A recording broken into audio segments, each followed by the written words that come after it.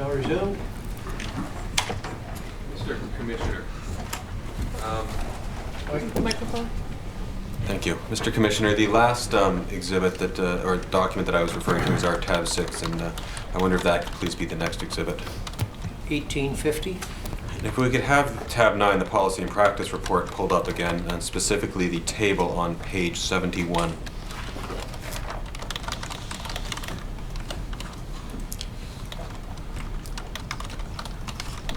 This is a list that purports to be a list of small hydro projects in the Fraser watershed as of September 2010.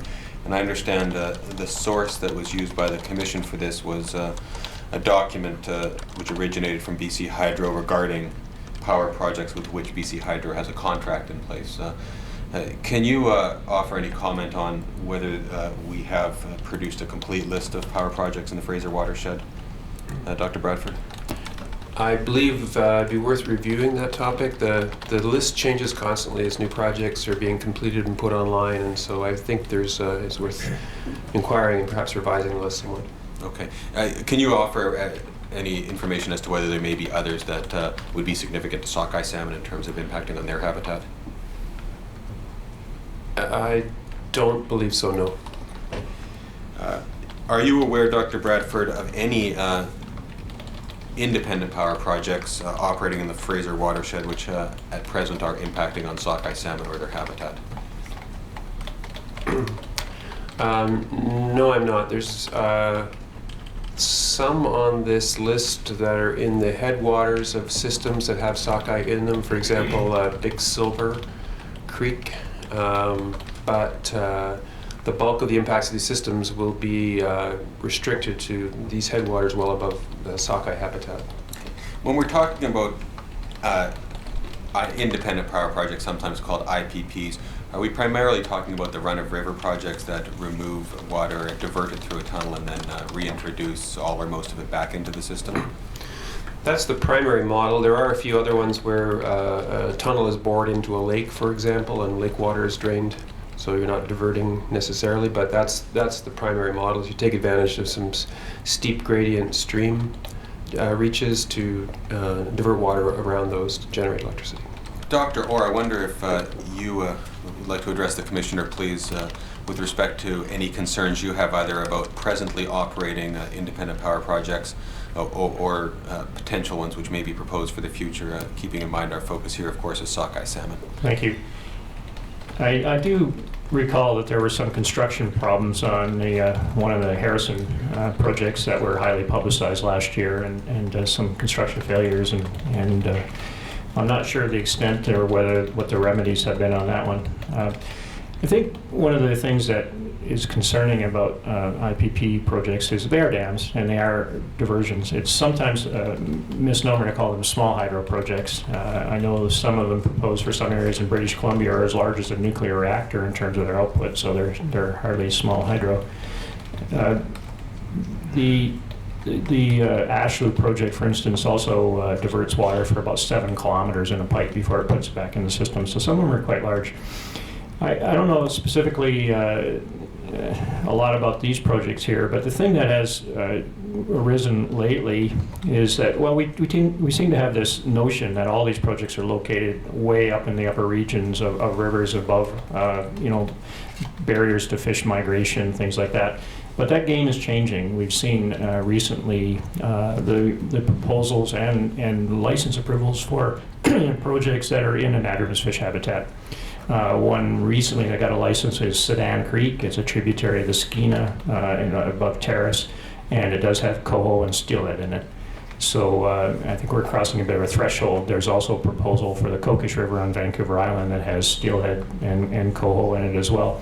So these projects are slowly creeping into anadromous fish habitat.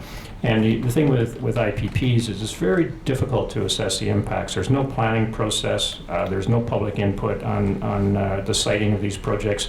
The monitoring programs, well, they may be okay. It's very difficult to figure that out because there's not the transparency you have with the BC Hydro water use planning process. And there are impacts from dewatering these systems. that we really don't understand. So there's a lot of uncertainty around the impacts of these projects. But the thing that does concern me is that as a citizen, I don't know where the next one's going to go. I don't know if it's going to go in an anadromous fish habitat that might affect sockeye or not. So those are the concerns that I would raise at this time.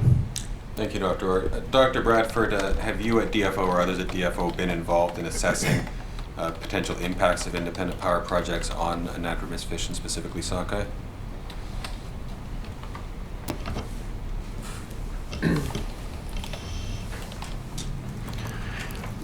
We do not have any research projects on that issue. As Dr. Orr mentioned, there are now the beginnings of relatively extensive monitoring programs on some of the projects. The Department of Science Branch and Habitat Management has recently evaluated some guidelines for the development of scientifically defensible monitoring programs. So as this is kind of a new industry, it's anticipated that in the next 5 to 10 years we'll start to see monitoring results that hopefully will be able to give us a better idea of what the true impacts of these projects are. Thank you. Dr. Orr, do you have anything else to add on the issue of IPPs? Well, the thing in monitoring is, unfortunately, once you know the effects, the project's already built. So there's no recourse, in terms of fixing the impacts. So the best monitoring program has limitations in terms of what it can prevent if the project is already in place. And I think the other thing that will probably come up is the issue of flow guidelines. These are just guidelines that are, required for these projects and how much water they leave right now. There's a very rigorous process based on mean annual discharge in terms of how much water fish needed for fish passage, for rearing, that were developed during the water use planning process for BC Hydro. And as far as I know, the same kind of rigorous process is not being applied to run-of-river guidelines around in-stream flows for fish. Thank you. Dr. Bradford, Dr. Orr has raised a concern about the possibility of some of these creeping into anadromous fish habitat. Would your degree of concern about independent power projects become elevated were any approved to be constructed in sockeye watersheds in areas that were not above the areas where they spawned? I don't know what you mean by degree of concern.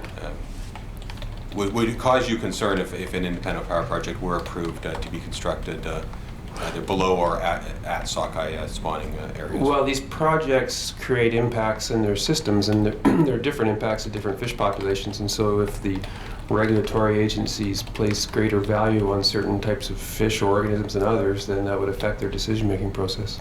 Okay, thank you. Mr. Commissioner, those are the questions I have for this panel. Mr. East for the Government of Canada will be next. Mr. Commissioner, Mark East for the Government of Canada. I have half an hour, 30 minutes. Council for British Columbia kindly given me an extra 5 minutes if I need it, although I don't suspect I probably will.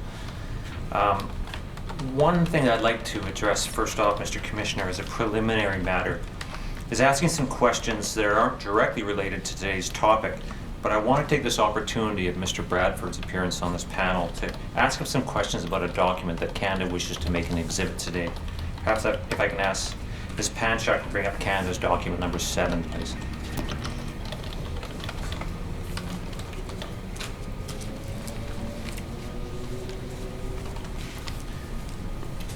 Now, this is a document entitled Annual Variation in Total Fraser River Sockeye Productivity, and which I understand is there's a similar chart in, Mr. Commissioner, in the Commission's October 2010 interim report at Figure 2, page 124. And I just want to ask some questions of Dr. Bradford about this. Dr. Bradford, are you familiar with this chart? Yes, I am. I created it from a spreadsheet of data provided to me by the Pacific Salmon Commission. And who was it in the Pacific Salmon Commission? That would be Mike Lapointe, Mike Lapointe, Chief Scientist. And what does this chart represent? It's similar to the plot that the Commission has used previously. On the vertical or y-axis is the ratio of number of sockeye salmon returning to the Fraser River divided by the number of parent spawners that produced it. It represents all sockeye populations returning to the Fraser River, amalgamated together, if you like. And excuse me, the The differences between this and the previous plot is that I have taken, the previous plot was smoothed using a 4-year running average, where this plot shows you the annual values. And so in any given year, the value that you have will be dominated by the largest sockeye populations, and it doesn't provide any information on the trajectories of individual populations. And do these numbers, are these representing the aggregates of all the sockeye, Fraser River sockeye stocks? Yes, it is. It's the sum of all Fraser sockeye returning to the river. So there would likely be variation as between the different runs and stocks? Yes, and I believe the Commission has heard evidence on that matter. And at the top right in red, it says, note that 2010 and especially 2011 are preliminary. I assume that means the data is preliminary? Yes, you're right. The years are well fixed in the calendar. My mistake there. Mr. Lapointe has very kindly tried to estimate the productivities based on preliminary results, because this was produced at the end of August when the fishing season was still underway. So the 2010 data point, of course, is dominated by the large returns that we had last year, but the numbers aren't completely fixed or firmed up yet. For the 2011 data point, that's particularly subject to revision, because he was able to kindly make some approximations about the magnitude of the run, the composition of the run, and the age structure of the run, which is quite important, and come up with that estimate. The important thing is that in 2011, there are a number of 5-year-old fish returning that are actually the older brothers and sisters of the 4-year-olds that came back in 2010 and comprise a significant part of this year's run. And so, if I may, Mr. Commissioner, I would advise the Commission to return to Mr. Lapointe prior to the preparation of his report, and perhaps get a final revision on those numbers, so that he will have new information in the next 6 months to enable that to be firmed up a bit more. Thank you, Dr. Bradford. Mr. Commissioner, can I have this chart marked as an exhibit, please? Exhibit 1851. And perhaps we can go to Canvas tab 8 next.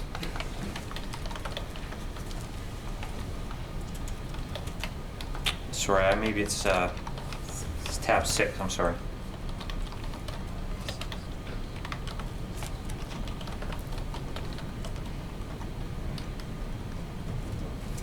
And there's, I believe there's 3 charts, maybe to go to the first one. And what document is this, Dr. Bradford? This is a spreadsheet of data that Mr. Lapointe provided to me. That was the basis for the figure that we just looked at. So if you want to understand how those points in time on that chart, the previous chart, were obtained, this is the data that you used. That's correct. Perhaps if I could have this document marked as an exhibit 2, Mr. Commissioner. 1852.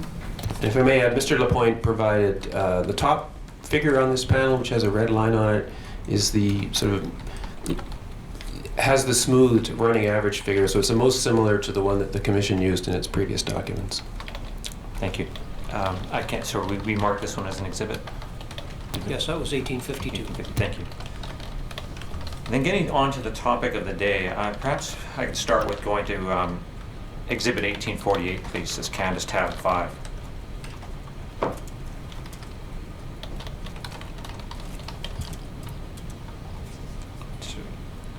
Exhibit 1848. It's one of the papers from this one. Thank you. Can you go to page 6, please? And I just want to ask you some questions about this, Dr. McDonald. And this is your paper that we marked as an exhibit earlier this morning. And it talks about the relevance, as I understand it, to summer temperatures. We go to the beginning of the first paragraph. And just simply say summer temperatures are particularly relevant during sockeye salmon migrations. And I just want to get into this paragraph a little bit as an introduction to what I want to talk about. You talk here about the early Stewarts and some of the other Nechako-related runs. And at line 114, it says, these temperatures are the warmest that they will experience during their normal 4-year life cycle. And then I want to go down skip a sentence and then to this one.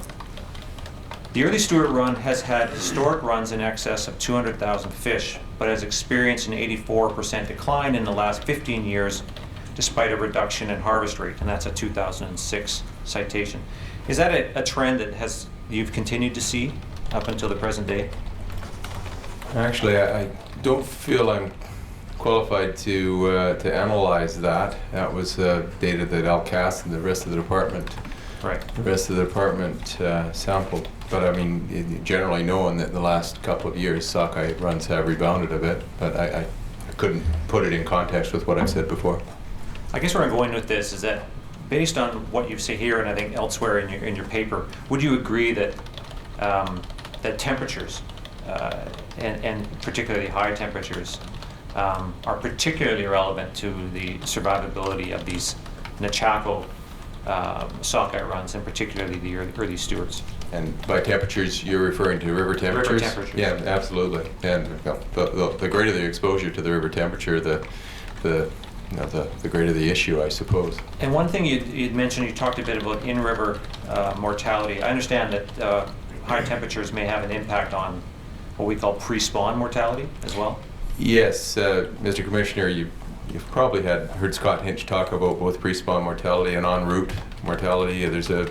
We make a difference between mortality that occurs en route before they reach the spawning ground and the mortality that occurs on the spawning grounds. Essentially, the females arrive and they don't spawn.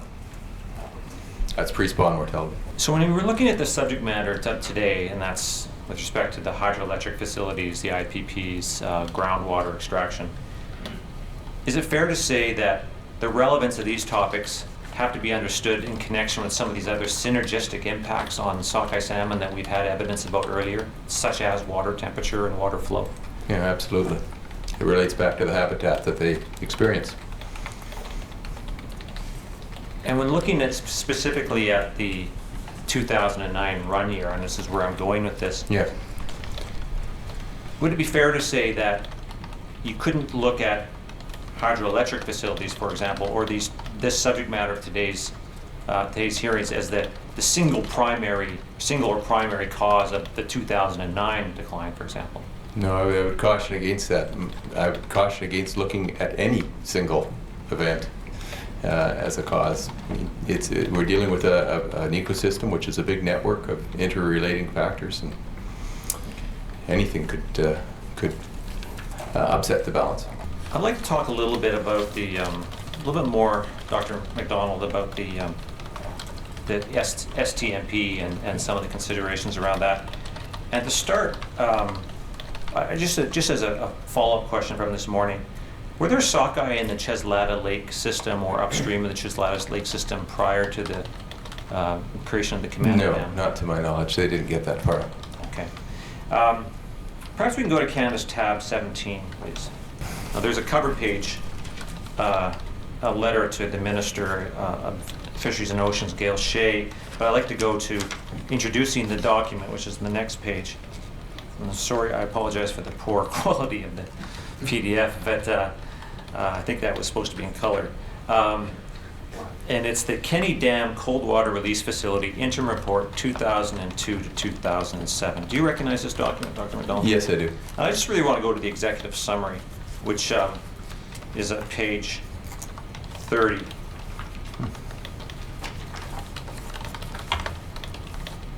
And a little bit further along, I believe, in the executive summary.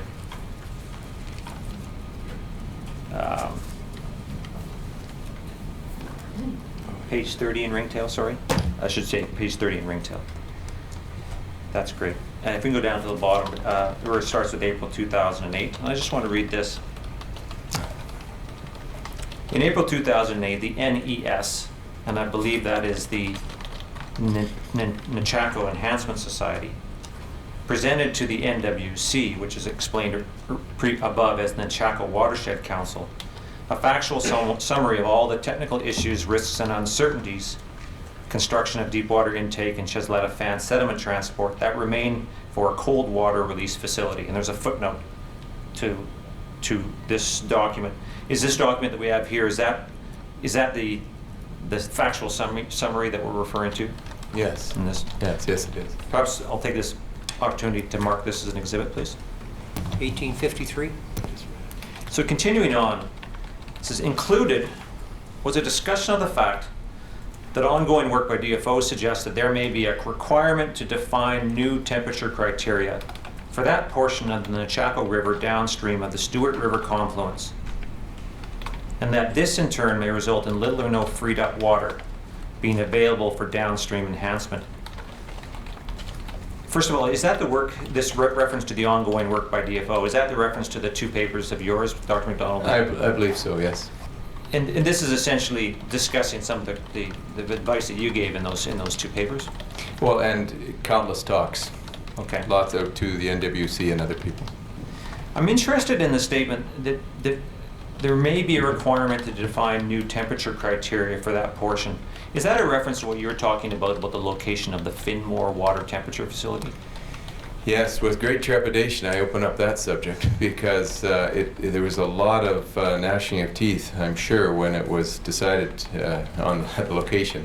So I speak only just from an academic attitude. I mean, I have to appreciate that there's a whole pile of politics that goes into trying to decide where the location should be. So with that caveat, one of the options might be to move the temperature location. And of course you would move it, Mr. Commissioner, you'd move it to below the Stewart confluence so that you are now taking into consideration the temperature in the portion of the Nechako that all of those sockeye experience instead of just the ones that above the confluence. And it would assist in doing something like that, would assist in being very specific about the needs to control the temperature in that portion of the lower portion of the watershed. But it's fraught with difficulties, and one of those difficulties is the management scheme that would arise would have to consider,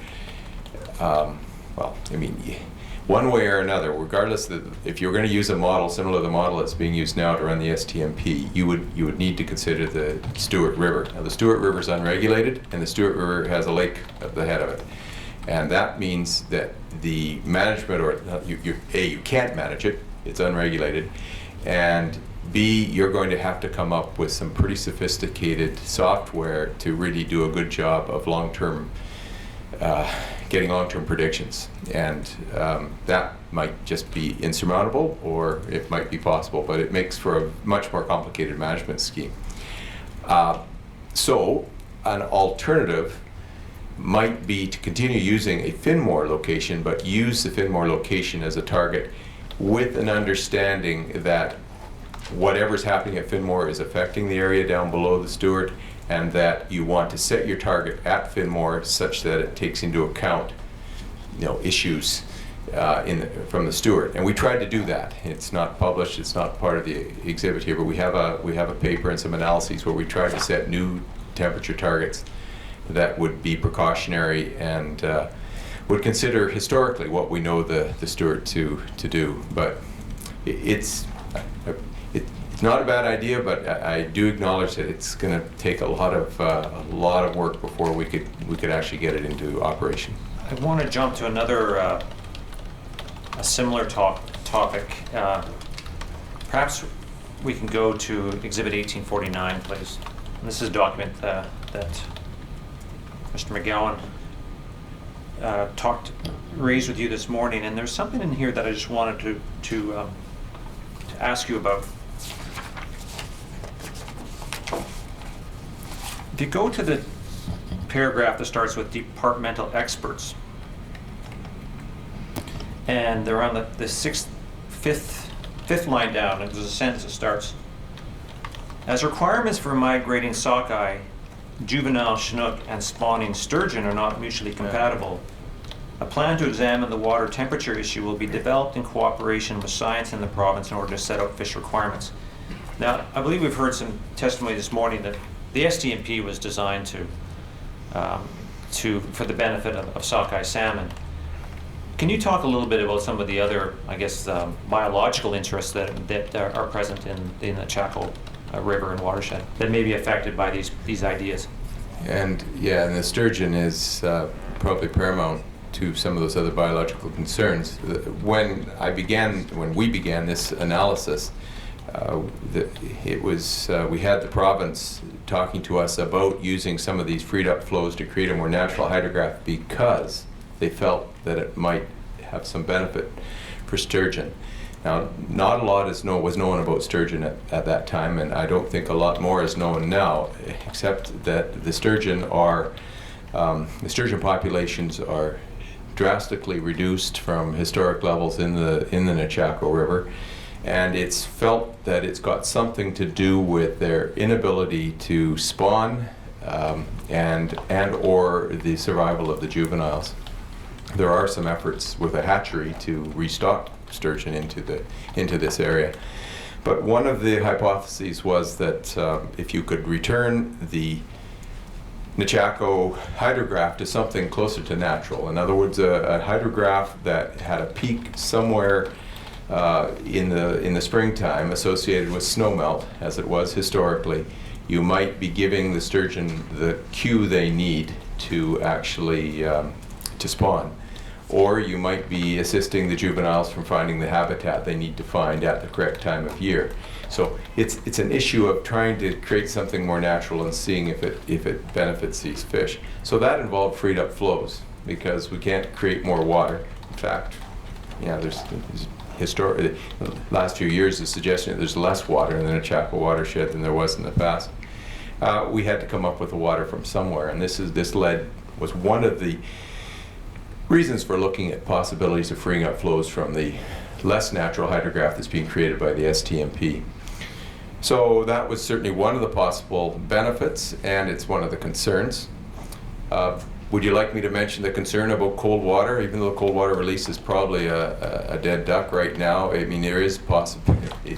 We were concerned about releasing extremely cold water into the upper part of the Nechako watershed as well, because that would definitely, without any question, lots of literature to support us, would have huge impacts on the ecosystem.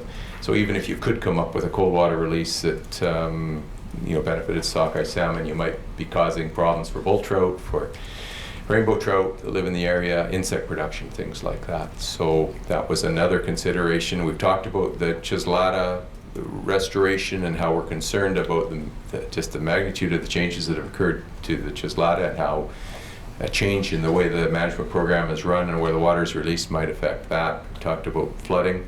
The point is there's a large number of stakeholders that have an interest, and some of those include fish that we're trying to protect, such as sturgeon. To sum up, there's a wide range of policy, economic, and biological factors beyond the preservation of sockeye salmon that would have to be considered in these decisions. That's correct. Do you, it strikes in this testimony and reading the material that managing the Nechako flows to 20% at Finmore Degrees. is to 20 degrees Celsius is a fine art with some rather blunt instruments. And I'm wondering if you have the data and the ability to get the data that you need to be able to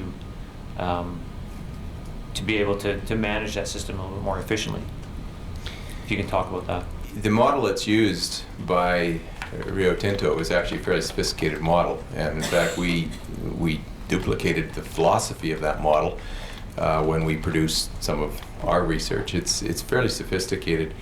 But I know what you're suggesting, and there was, despite the interest in this area over 60 years, one of the things that struck me as we began to try to analyze these data was just how difficult it was to get assurances that some of the data was of a high quality, and how difficult it was to get data from certain places that it would have been very nice to have data. Now, I didn't expect the pioneers in the area to be running around putting in thermographs in the 1940s and 50s. That would have been nice, but that's not what I'm talking about. Early data before the activity took place would have been valuable, but it hardly exists. But there was cases where you would have 3 or 4 years of data from an area that you would really like to examine, and then the data collection would cease. Or you might have some data over a long period of time, but you weren't sure of its quality. An example might be Ile Pierre, which is a location below Finmore and below the confluence of the Stewart, which would have told us a lot about the actual functioning of the Nechako River with the Stewart on the lower Nechako, as opposed to mixing models that I was creating to try to recreate it. Out of 49 years, we had 19 years of data. Just tantalizing amount of data, but really not enough to do a thorough analysis. And some of those data were not sort of data that I had enormous confidence in. For some years during the STMP, the Finmore data just stopped at August 20th. So we weren't, I mean, it would seem to me that it would have been wise from the very beginning to have data year-round from Finmore. And that might have been that I just wasn't able to find the data, that it does exist, but a lot of energy went into looking at the data. So my recommendation, I guess, on my soapbox here, is that if we have an opportunity in the future throughout the Fraser system, for that matter, throughout British Columbia, we need to put more time into the monitoring and the collection of some of the key habitat characteristics, such as temperature and flow, that we need. And we have them from some places. Certainly Water Survey of Canada data is reliable, but there's other places where we just don't have the data that we need. There's not a lot of glory in collecting data, but people that want the information that's being presented to you today must realize that the people out there doing the data logger work and sampling and making sure the data is protected and in good shape are doing us all a great favor, and it's often overlooked. Thank you. I'm going to give you now a rest, Dr. McDonald. I want to ask a few questions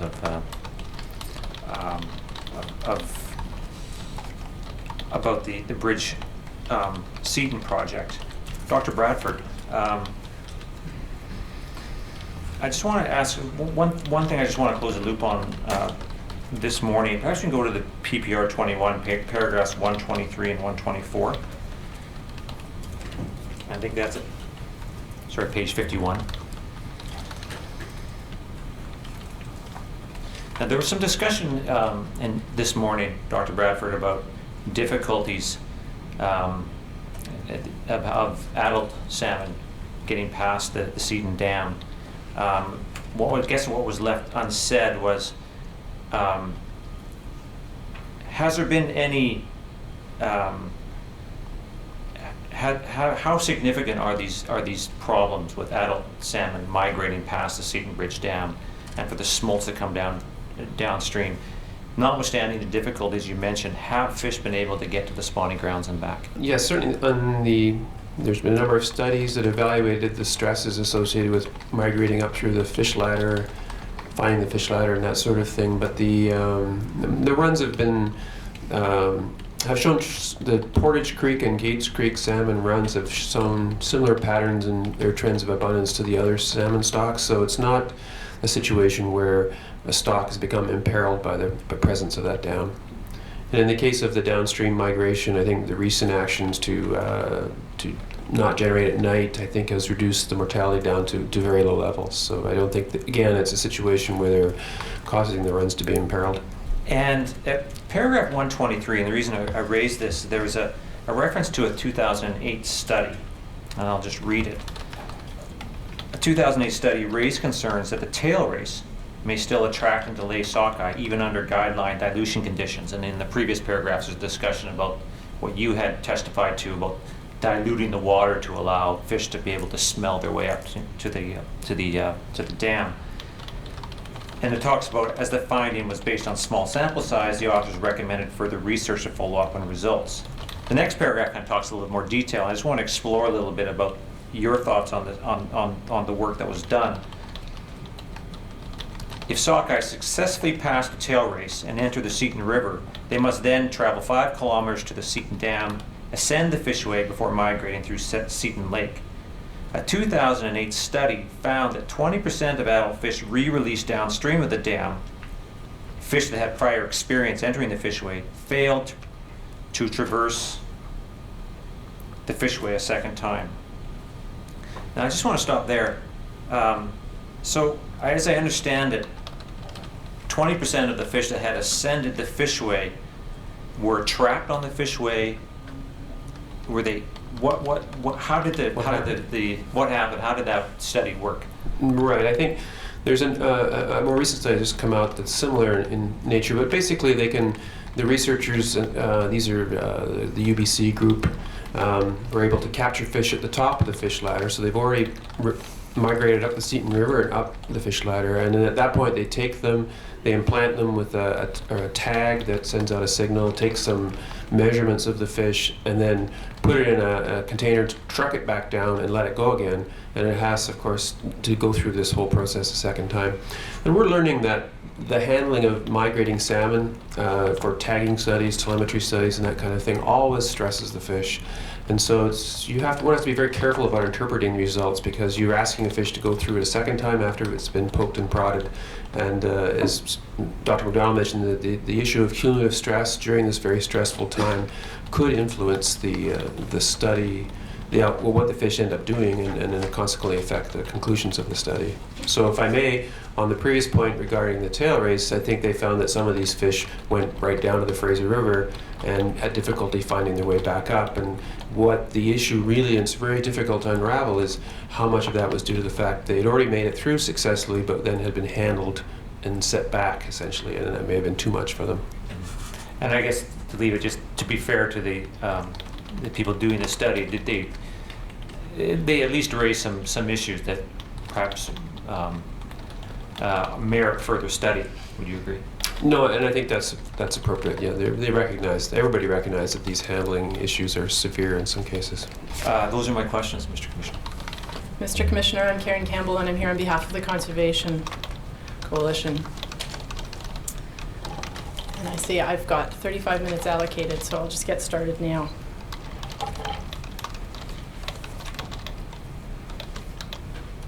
One of the issues that we talked about quite a bit already is the issue of water flow.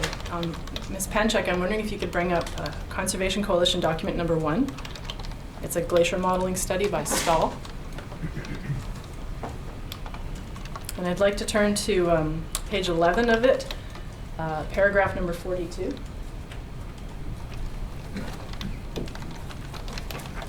So this is a study that's been completed, and one of its conclusions is that the model results reveal that the Bridge Glacier is significantly out of equilibrium with the current climate. And even with the continuation of current climate assumed, the glacier area decreases by 20% in the next 50 to 100 years. Dr. Orr, I'm wondering if you might be able to comment on the specifics of this study and how glacier retreat could impact Fraser River sockeye. It might be hard to make that complete of a connection on glaciers, but I think the point here is one of the things we were talking about today is temperature and water stress, and we're talking about it in a bit of a static sense. We've seen the Fraser River warm up, and Dr. McDonald is certainly the expert on that, but something in the order of almost 2 degrees in just a couple of decades. But we're also seeing, because of climate change, which is the culprit fingered in this paper, a shrinking of glaciers, which then decreases stream flows into important sockeye systems like the Bridge River. And this presents a lot of uncertainty around the availability of water and what it might also do to temperatures over the next little while as these glaciers continue to shrink. So the point is, it's just not a static situation. And at the same time that these, these glacier-fed rivers are shrinking, there's increased competition for water, as we've heard, for industry, for Alcan, for development, for agriculture, and for ranching. So we just have to keep all these things in mind in terms of the big picture. Thanks very much. Can we have that document marked as an exhibit, please? 1854. Thank you. I'd also like, on the theme of thermal stress, I know that the Commission has heard about some of the effects of climate change through Dr. Hinch. There's a document that we'd also like to introduce. Ms. Panchak, could you bring up the Conservation Coalition document number 2, please? It's a study from the Global Change Biology Journal by Dr. Hinch. Doctor, are you familiar with this work? I am. Do you agree with the conclusions in this study that the survival of adult migrating Fraser River sockeye will decrease as the climate warms? I do. Do you think that there's any other conclusions in this study that are important to Fraser River sockeye? Yeah, I think there are some important conclusions here, and one of the things that Dr. Hinch has really and his colleagues have really started to unravel is the issue that not all sockeye are created equal. I think he's shown that very, very clearly with Chilco sockeye. He calls them the super sockeye of the Fraser River, with the largest bodies, the largest hearts. They have probably the highest temperature tolerance of any of the sockeye. So what he's finding, and he started unraveling this during the last review of sockeye disappearance in 2004. Of course, we lost 1.3 million sockeye en route in river, and he presented a lot of evidence at that time to the review panel that suggested thermal stress was culprit in a lot of this loss. But he's really accelerated his research and that of his, helping his graduate students along, looking at stock-specific tolerances to temperature differences. And so just a few minutes ago, we saw a graph in productivity, for instance, on how things have rebounded in productivity in 2010. But you have to keep in mind that that rebound was caused mostly by one stock, the Adams River stock.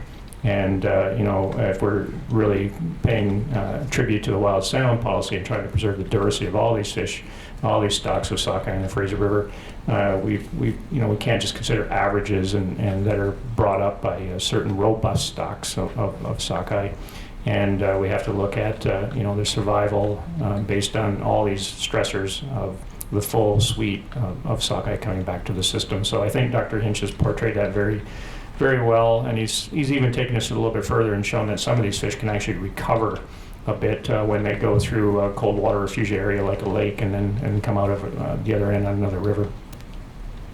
So you're of the view that a one-size-fits-all approach to salmon recovery is not the way to do it? No, it's not going to get us there, and it's inconsistent with the goals of the wild salmon policy in terms of preserving genetic diversity. Another one of the issues that Mr. McGowan touched upon a bit was the issue of groundwater. And I'm wondering, Dr. Orr, if you might be able to comment on some of your scientific work on groundwater issues in and around the Fraser. Well, we're mainly enablers in terms of science research, and but we've been able to work with some experts around the Fraser Basin. We've spent quite a bit of time working with Dr. Diane Allen, who's a groundwater expert at SFU, and one of our graduate students, and we were able to get some money from the Fraser Salmon Watershed Program to look at the importance of groundwater to cooling streams and improving flows in a couple of small rivers in the Abbotsford area. They actually flow in the Nooksack River, so not into the Fraser. But we did some support of the research that Dr. Diane Allen did, and what she found was that one of these systems had riparian cover, so shade over it, and the other one had groundwater influence. And their research found that the groundwater was far more beneficial in terms of cooling the stream than the riparian habitat. So that was an important study. And I think... Where was this work done, sir? This was done in a couple of small streams in the Abbotsford area. And the other research that we've helped support has been First Nations-driven research, Shuswap Nation in particular, but working with several other First Nations. And they got very concerned when DFO biologists in Kamloops area started documenting thermal stress on Chinook in the Coldwater River. And they also, the biologists there looked at stress on juvenile fish. And what this biologist found, Richard Bailey, was that he saw juvenile coho with their noses poked in the gravel in the river systems there. And they were poking their nose in the gravel where the groundwater was welling up from below, and so the groundwater connected to the streams. And he figured that the thermal stress was such that this colder oxygenated water was the only thing keeping these coho alive. So several of the First Nations, through funding of the Fraser Salmon Watershed Program, again, have been studying the habitat selection of juvenile coho salmon, and they have found it correlated with groundwater infiltration into the Nicholas system in particular in the Fraser. So we've supported that in kind and financially over the years. And so in terms of the synergistic look at things, if we've got water losses in other parts of the system, the importance of groundwater goes quite high up in terms of where we should be looking at. Absolutely, and we've heard a lot of testimony today, from the other panelists on the importance of groundwater. It is really the key to the resilience of the salmon habitat. And resilience, in the simplest sense, is just how close the system is to crossing a threshold where it's not likely to get back, and usually into a degraded state. So the groundwater that we do know in those systems, as Dr. McDonald has described, keeps the temperatures and flows moderated year-round. It doesn't change in its temperature very much, so it's really important in both the winter and summer. But right now, it's under a huge amount of stress because there's no protection for groundwater, and there's because all the surface water is taken already in those systems. People are now drilling wells right next to streams in these bedrooms of the salmon and extracting it with absolutely no regulation going on how much they're extracting, and it's actually imperiling the link between groundwater and stream flow and temperature right now. Is there any groundwater regulation in British Columbia right now? At a very basic level, for extremely large extractions, I believe I mentioned before, I think the threshold now is 75 liters per second. And there's a few experimental areas where they've looked at, getting community governance structures in place, trying to protect groundwater, but I don't know how far those have gone. But right now, there's no regulation to license groundwater extractions, and that is being considered in a Water Act modernization, although I just do not know where it is at this point. Right. So on that note, I'd like to go back to the documents, and I realized I forgot to ask to have the Hinch report entered as an exhibit. If you could do so, please. Thank you. 1855. Turn to Commission Document number 16, which is the British Columbia Water Act modernization, and it's a policy proposal for a Water Sustainability Act for the province. And on page 9 of that document,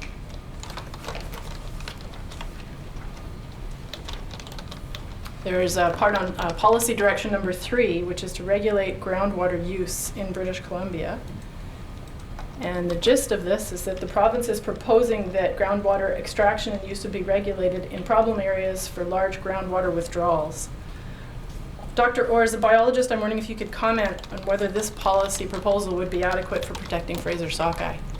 I've already commented publicly on this in opinion pieces in the Vancouver Sun, so I'll be consistent. There has to be blanket coverage, and it can't just include problem areas and for extremely large groundwater extractions. We've spent a bit of time talking about cumulative effects, and the cumulative effects of many wells, especially around streams and water-stressed areas, is going to add up to a very large problem. So we've been advocating, Watershed Watch and others have been advocating for consistent groundwater protection, licensing of all groundwater wells that are drilled in British Columbia. And I'd like to ask that this document be marked as an exhibit as well, and I'll be referring to it again in a moment. 1856. Thank you. I'd like to talk a little bit more about the in-stream flow and the environmental flow issue. Dr. Orr, is it your understanding that in-stream flows are tracked and monitored in the Fraser River at all? Only at the sites that have had water use planning in any consistent way, the BC Hydro sites. But I know there is some monitoring at the IPP sites, although I'm not privy to those data, so I don't really know how effective the monitoring is. In terms of stream flows, there are some river gauges around. We have river forecasting as well. So there is some monitoring, but it has a lot of holes in it. And at this time, to your understanding, the public doesn't have a good understanding of the flow levels in the Fraser River.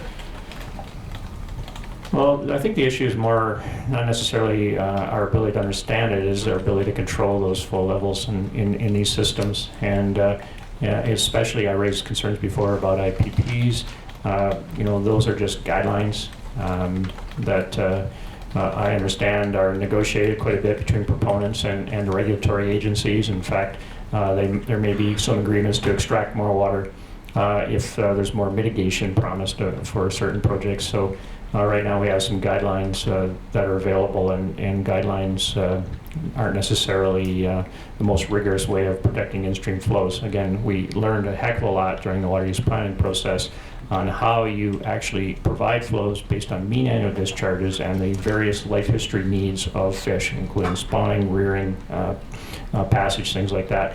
That's the kind of system that would give a lot more rigor to protecting water and stream, the proper stream flows for salmon. But we do need to go beyond that as well, and we need to go to environmental flows, I think, instead of just looking at stream flows, and that includes wetlands, includes charging aquifers, and it includes looking at the ecosystem as a whole, and we're just nowhere near that at this point. I'd like to take us to Conservation Coalition document number 17, which is the Watershed Watch Salmon Society brief on Water Act reform. Dr. Orr, you know this document? Yes, I do. I'm wondering if you might be able to comment on some of the issues that you're trying to address and the recommendations that the Watershed Watch Salmon Society made to the BC Government for Water Act reform as they relate to Fraser Sockeye. The two particular issues, I believe the Water Act reform now has 7 themes, which I'm not going to go through all those themes. The 2 themes that we're particularly interested in are in-stream flow needs for fish in particular, or environmental flows, as I've just expanded on, and more adequate groundwater protection. The Water Act's 100 years old. It doesn't consider environmental issues, and it's antiquated. Give a lot of credit to the province for going through a lot of consultation around how to reform the Water Act. We don't know exactly where it is at this point, but we do need to get into this current century. The laws in British Columbia are antiquated with regards to protecting flow needs for fish. Fish have no rights to water whatsoever in British Columbia at this time. So we need to give more consideration, and we've limited our comments to better protection, provision of in-stream flows, adequate in-stream flows, so that fish can be sustained in all river systems, and the protection of groundwater, recognizing its critical value to salmon. It's harder, quite frankly, to prove the value of groundwater to sockeye, except in some of these systems that we've heard about, like the Stewart system. But in terms of the full suite of salmon, we need to do a much better job at licensing and protecting groundwater. So one of the issues that you've talked about in this brief is the issue of the in-stream flow guidelines. And I'm wondering if you can give a sense of what some of your recommendations are to strengthen the in-stream flow guidelines. I think we need some regulations instead of guidelines. I've struggled with guidelines for all kinds of habitat protection against aquaculture impacts over the years, and guidelines are guidelines. Self-regulation is an uncertain thing to actually work, and I think we need more rules, hard and fast rules about what kind of flows we should be providing for environmental services, and that goes beyond just the fish themselves. There needs to be more transparency, the kind of transparency we had with the water use planning process. I know we had very rigorous technical committees that met, and I'm not saying that the technical committees providing advice, and I think there is one for DFO, aren't doing a job, but we just don't know. The water use planning process had a technical committee with First Nations technical advisors on it. It had a water use planning advisory team that had federal, provincial, and BC Hydro biologists, and they, when they had a problem on entrainment or in-stream flow needs, they put their heads together, they did reports, they were passed around to all the water use planning tables as guidance on how to set flows in the various systems, and they had rigorous reports based on mean annual discharge, far more transparent, rigorous process, and we're not seeing that applied outside of the water use planning process in British Columbia right now. Great, thank you. And I note the time, so I've just got one more question for before the break. Do you know when the Water Act modernization began? I'm not sure when it began. I know when the genesis, the genesis, I do recall probably about 5 years ago standing on the banks of Musqueam Creek out in the Musqueam Reserve when the Living Water Smart program was announced. It was certainly something that Gordon Campbell, Premier at the time, was pushing. And he promised a revision of water laws to include some of the environmental issues that we're talking about today. And that morphed into the Water Act modernization program, where we revisited the Water Act. So I think the consultation and the planning has been going on for 3 to 4 years on that right now. So you've been working for quite a number of years to help strengthen the Water Act. Quite a number of years, quite a few consultations, quite a few briefs, quite a few meetings with colleagues, and also with government. And at this point, again, we're in the dark as to where it is, and there's been several delays in putting it into legislation. Mr. Commissioner, I see the time, and I can continue now, or I could pick up after. Thank you very much. Thank you. Hearing will now adjourn until 2 o'clock.